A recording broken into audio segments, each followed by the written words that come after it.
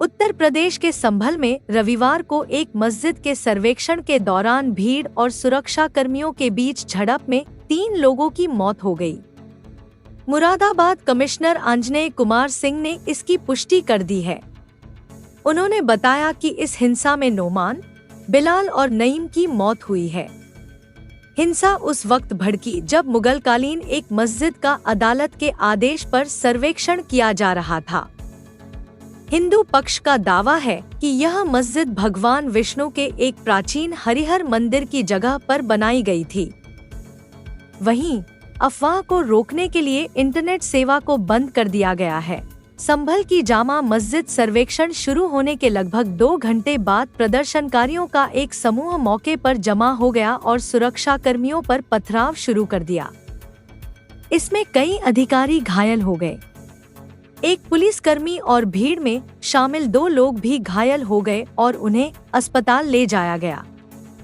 परिस्थिति को नियंत्रित करने के लिए पुलिस को लाठीचार्ज और आंसू गैस के गोले छोड़ने पड़े। घटना के बाद कई प्रदर्शनकारियों को गिरफ्तार कर लिया गया। वहीं इस घटना पर सियासत भी शुरू हो गई है।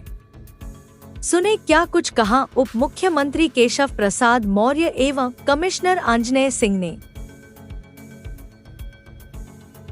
नहीं, देखिए, मैं अभी क्योंकि बैठक में था, आपसे सुन रहा हूँ, लेकिन माननीय न्यायालय का कोई आदेश है तो सरकार उस आदेश का पालन कराती है और किसी को उस आदेश के पालन में बाधा नहीं डालनी चाहिए। अगर समाजवादी पार्टी चुनाव में हारने के बाद अगर अपने समर्थकों से कोई उपद्रव कराएगी तो उसको निश्चित तौर से इसका खामियाजा भुगतना पड़ेगा।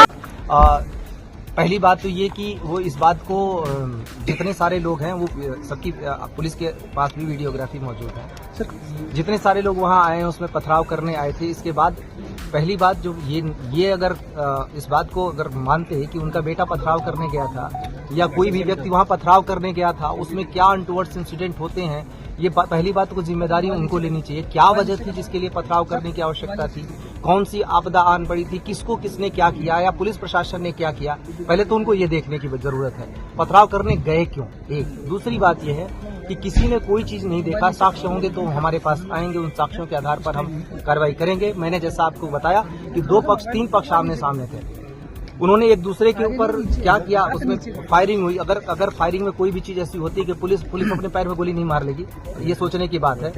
हमारे यहाँ हाथ में आप देखें कि पुलिस के टीयर गैस और जो प्लास्टिक के बुलेट है जो भगाने के लिए अनुमन्य है, उसी के तहत कार्रवाई की जा रही थी और मीडिया का भी पूरी रिकॉर्डिंग है। तो उसमें कोई इस आरोप लगाने से पहले ये सोचे कि और पूछना चाहिए सबको सवाल कि उनके बच्चे, उनके परिवार वाले उस जगह पे पथराव करने क्यों जा रहे हैं, क्या वजह आ गई, क्या हो रहा है ऐसा जिसकी वजह से उन्हें पथराव करना चाहिए। तो सबसे पहले तो सवाल सोचने की ये है, कोई भी इस तरीके का इल्जाम लगाने से पहले खुद को देखे कि कोई ऐसी